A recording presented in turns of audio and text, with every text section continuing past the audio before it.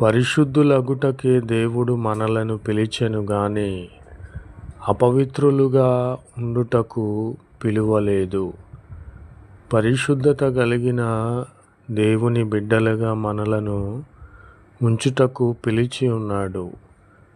పాపములో పడి నశించిపోవుచున్న మనలను, పాపపు ఊబిలో పడిపోవుచున్న మనలను, నరకాగ్నిలో పడిపోవుచున్న మనలను పవిత్రులుగా చేయుట కోసరమే మనలను అట్టి నరకాగ్ని నుండి పైకి లేవనెత్తి మనలను పిలిచి ఉన్నాడు. పరిశుద్ధులుగా చూచుటకు మనలను పిలిచి ఉన్నాడు. అపవిత్రులుగా ఉండుటకు మనలను పిలువలేదు.